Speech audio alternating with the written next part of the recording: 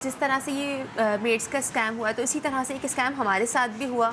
हमारे यहाँ जो थी वो मेड हमारी समझने की जदी पुश्ती थी, उसकी दादी पहले काम करती थी। तो दादी खुद अपनी पोती को रखवा के गई थी, 16-17 साल की लड़की थी कि सिठानी तुम्हारी जो है वो ऑपरेट वगैरह हमारी अम्मी का हुआ था, इतनी तबीयत ख़राब रहती है तो इसे अपने पास रखो, ये तुम्हारे काम भी कर दिया करेगी और तुम्हारे साथ भी रहेगी। इसकी मतलब वो ऐसे बोल के गई थी कि शादी तक तुम लोग इसकी देख लेना। और एक भरोसा था, जाहिर सी बात है उनको भी हम पर।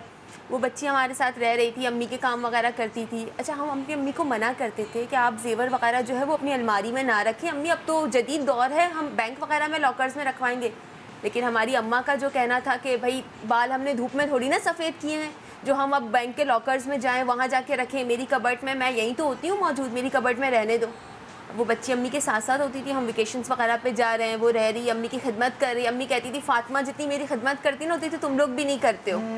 अब वो फातिमा ने जो है वो आहिस्ता आहिस्ता अम्मी का भरोसे, अम्मी जैसे मेडिसिन वगैरह लेती थी तो वो गुरुदगी भी कंडीशन उनकी होती थी, वो सारी चीज़ें थोड़ी थोड़ी वो अपने पास जमा रखती थी। उसकी वो था अम्मी का हमारा कि हर 15 दिन में जो है वो सब उसकी वालदा से मिलवाने के हिसाब से उसे घर भेजा जाता था। वो अपनी जो इनकी जो गठरी होती है, दुपट्टे की जो गठरी बना के अपने साथ लेके जाते हैं, वो शॉपर का कोई सामान नहीं था, वो गठरी लेके जाती थी, उसमें वो सामान लेके घर का जा रही है। अच्छा, उसकी ना अच्छी आदत कह लें या एक तरह की कि शक नहीं होने देती थी। वो जैसे जेवर पड़ा होता था ना, अगर नेकलेस और बूंदे हैं तो वो बूंदे उठा रही है, नेकलेस नहीं उठा रही, पैसे कुछ ले रही है कुछ छोड़ रही है, तो वो भरोसा उस पर जा ही नहीं रहा होता था। कि हम भी कहीं खर्च करके हम वो आपस में, अच्छा पूरा नहीं गायब हो रहा। बिल्कुल, और हम ना आपस में एक दूसरे से कर रहे होते थे कि तुमने तो नहीं उठाए, तुमने तो ऐसे नहीं किया। अच्छा, खुद भी इंसान सोचता है, डाउट पता नहीं मैंने कहीं नहीं लिए, बिल्कुल है ना। तो वो शक उसकी तरफ, जबकि हमारे घर में कैमरे वगैरह सब मौजूद थे तो कभी शक गया ही नहीं। अब इस दिनों जो है वो हमारे भाई की शादी हो रही थी, भाई जो है वो 22,000 रुपये अपने वॉलेट में रख के लेकर आया था कि शॉपिंग पे निकलना है, तो वो उसके वॉलेट में मौजूद थे। अब वो ना उसने वॉलेट रखा अपने बेड पे और वो वॉश बेसिन पे गया जस्ट अपने हैंड वॉश करने के लिए। बाहर आया तो उसके कुछ पैसे जो है वो नीचे गिरे हुए थे। उसने फ़ौरन ही शोर किया कि मेरे पैसे किसने मेरा वॉलेट हाथ लगाया है। हमने कहा भाई हम में से तो किसी ने नहीं किया ऐसा, ना कोई तुम्हारे रूम में आया है। उस वक्त हमने उसका कैमरा चेक किया। जब कैमरा चेक हुआ तो मालूम हुआ कि भाई ये फातिमा बेगम है जो सामान जो है वो हमारे घर से लेके जा रही थी और इसी में जो है वो अभी इसके वॉलेट से पैसे उसने उठाए। उसके जब घर गए तो पहले तो उसकी फैमिली ने जो है वो उसे तो गांव भेज दिया था, वो तो नहीं थी, लेकिन उसके घर से, जैसे आपने कहा कि घर से उसके जो है वो बहुत सा सामान, हमारे घर का क्रॉकरी, हमारे कपड़े, जेवर, सारा उसके घर से बाजियाब हुआ। लेकिन वो यही था कि भरोसा था उस पर, इतने सालों का था, ज़ाहिर सी बात है उसकी फैमिली के एक था कि दादी भी कर रही है, फुप्पी ने भी काम किया है, ख़ुद की माँ ने काम किया है, तो एक भरोसा उस पर था, तो कभी उस पर शक ही नहीं गया। और अम्मी हमारी कहती थी वो 16-17 साल की बच्ची, उसने कहाँ ज़माना देखा है जो वो इस तरह की कोई हरकत करेगी, लेकिन बस उसने कर दिया।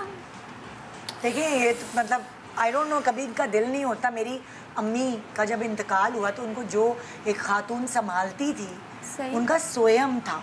अच्छा। और उसने कहा बस अब सोयम के बाद तो मैं छुट्टी पे चली जाऊंगी।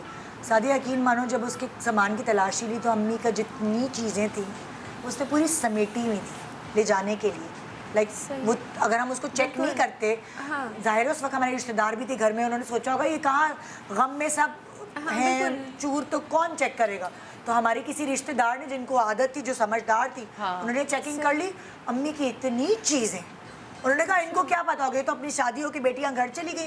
अम्मी की इतनी चीज़ें उसने पूरी पोटली में लपेटी हुई थी, जो हमने उस वक्त हम हैरान रह गए कि इसने हम पे भरोसा जीता हुआ था। और अभी ये निकल जाती सारा सामान लपेट के कि हाँ अब ज़ाहिर में क्या करूँगी, स्वयं भी हो गया।